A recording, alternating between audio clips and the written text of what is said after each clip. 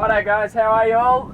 This is the beautiful Allison Springer, the current leader of the dressage on her horse Arthur.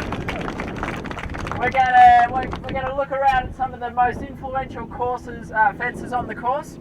It's going to be about an hour walk, guys. We're going to start here, then we're actually going to look at the third last fence, which is those hedges, head up to the water, and then make our way over there. But anyway, where we are is the start box. This is the most terrifying place in a rider's mind when you got the big Rolex watch ticking down. Up here you'll see some warm-up fences on top of the hill. Most riders will hop on their horses about 30-35 minutes before the course, before their start time. Walk, trot and canter, probably have one fast canter up this hill to get them breathing hard. And depending on the conditions in your horse, you'd warm up not too much, just because it's such a long way around. So usually you'd go into this start box about, what do you reckon, Alice, about 10 seconds to go. You keep them walking. It's probably not a good idea to stop them standing still. You'd probably try and move in and out, and then up to 1 and 1. You look like a terrible idiot if you fall off at number 1. So it's important to try and see a good spot to that one. Okay, so this was new at WEG, so I haven't ridden this yet. Boyd has. So the direct route is obviously these two pretty impressive looking ditch and brushes on the angle, and you just thread the straight line. What we saw at WEG, I don't know if any of y'all watched, but some of the horses didn't quite pick up on this as well and jump it as well, and some of the riders started doing the option here to there and not wasting a lot of time. So one thing we see new is this little corral. This was not here at WEG, correct? Yeah. That was not here. So the only reason why this corral is here is to make this long route a proper long route, so you can't do what you did at WEG. So you're pretty much, if you take the long route, you're going to have to jump this and go around the corral, because I don't see how you can stay inside here. Maybe Boyd. So Boyd, how did this ride for you? I'd love to know myself. How did it ride straight on through? This is about 11 minutes. You're coming down the hill. You've been galloping for 11 minutes, so the horses are tired, and you're starting to look at your watch, and you know you've got 2 fences to go after this, so it baits you into taking a bit of a chance and galloping at it. They're quite narrow, and a few of the horses sort of spook and looking down into them because they're wide and they got water. And it actually walks 3 strides, but for some reason it rides long. It rides long in 3, but when you pace it out, you'd think you'd land about here, and then you'd do about 1 stride to here, about 2 strides to here, and then about 3 strides to there. But for some reason, I don't know the answer, so but you sort of jump it, and you have to push them along, because what you don't want to do, guys, is on your tired horse, get them to here, you know what I mean?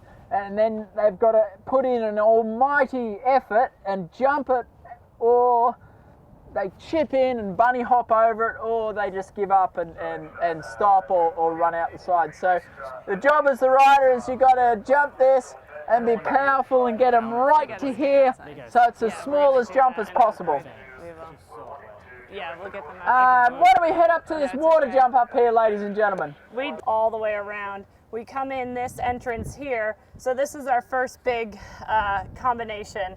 The direct route is the 5AB CD. Every time you see a black flag, you can take. I think after all these good gallop fences, we have a nice turn in here. I think you're going to see most people take the direct route here. It's a great first water jump. I really like the way this looks. Should be a nice 4 to, maybe you got to get at the 3 a bit getting out, but I think the horses should pick up on this well. I love having this nice turn in here. You know, the only place I really see someone fudging up is maybe not getting a good jump in here, but I think this should ride well. What do you think, Boyd? It's not as airy as last year. The only horses that you might see have trouble is a horse that struggles, that's being strong at the beginning and hard to turn. if they jump big over C, they might jump out to the right, and then the rider might have trouble turning to the D element, and you might see a run out to the right on D for a bold, stiff, fiery horse. But the majority of horses here will jump in beautiful. All right, guys, so this is fence number 7. This is a Coffin Fence. So we've done the water, then you come down this hill and you do this oxer up there behind you, and then you need to come balanced down the course, and this is what they call a Coffin Fence. The hardest part with the coffin jumpers is just as you're about to jump this, the horse looks over and sees this ditch. And this ditch hopefully won't be covered in water, but it's quite a spooky horse. Will come up to this and then sort of look over and half stop. So you need to be up nice and close to the jump, get a nice round jump. Then with your position, stay back here a little bit and get one big stride. And then one stride up here. This fence will cause some trouble. Mostly at this part and this part here. A horse that's a little bit nervous or green will, it's quite a big jump, and you'll see a bad ride, and you might see a run out to the right on this narrow one. The option's very, very time consuming, so you'll only see the option jumped if someone bombs out at these two. But this is a real 4-star jump. And it's early on in the course, so I think this will be influential. We're going to head up to the Irish Bank corner up there, guys, and I see a few road crossings, and if any of the gentlemen would not like to piggyback the ladies across this water here. Okay, we've been using this bank here for years and years and years. It's a neat question. So we have a nice big gallop up the hill here.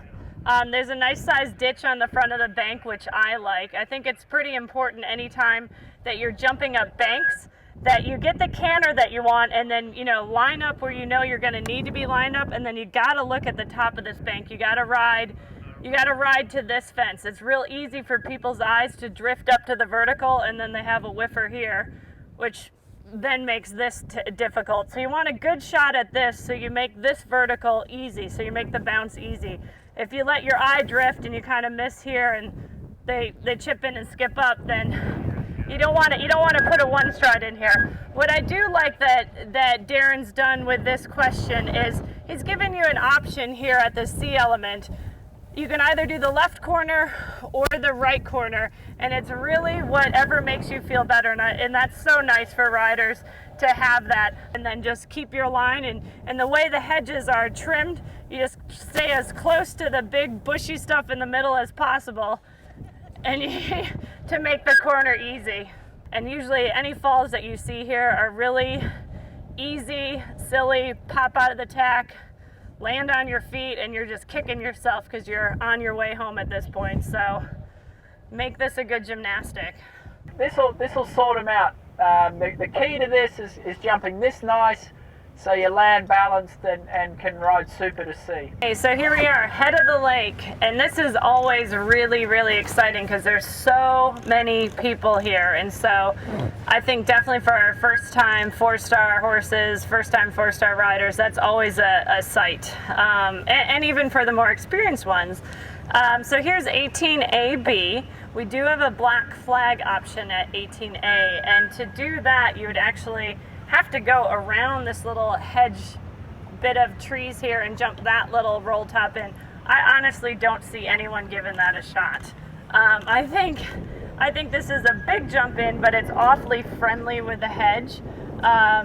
And so and I didn't walk a distance out to B. Now I will say the water at the head of the lake is the deepest I have ever felt it. I was on my toes praying that the water wouldn't go over my boots earlier. But as you come, we have this gorgeous, gorgeous, gorgeous cordwood table in that tree line. It's huge. If you guys go stand next to it, you'll be like, oh my gosh, this is so big. But it is just a beautiful gallop fence. The horses seem to jump it really, really well, and it's a great confidence boost coming down to the head of the lake. So as you get down here, it's important that you get your horses focused, you get them up in balance. Position's really important here.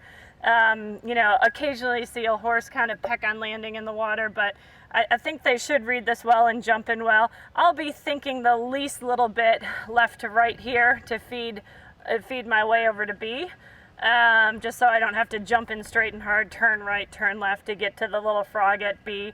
I think it's important going to B that you get their balance, their head up, their butt back underneath them, because you don't really want to be unorganized and long to that little frog. And certainly you have to make sure you have your horses focused. This whole section in here is sometimes challenging with just all the people around it, especially for the horses that haven't seen that. So Boyd is going to catch you up. All right, so you've done Allison's jump there, which is the hedge, then up over the toad, and then there's quite a big crowd here, and they've been quite tight with the roping here, so you need to stay quite to the edge of the roping. I'll either jump this one on my horse and head out there and sort of curve it around, or jump this one here and sort of head out that way a bit. This fence is really hard because just as they're about to jump it, they spot the water, and you'll see a lot of horses bump their legs on this one, and you might even see the odd rider twist and get wet. But this is a slow part of the course. That's a lot tougher and trickier than what it looks like. And then jumps in water that require accurate riding is also a big call. So there'll be plenty of action here at the Rolex head of the lake. But we'd like to thank you all, and thank SmartPak for this wonderful the course walk and wonderful sponsorship. So thank you very much.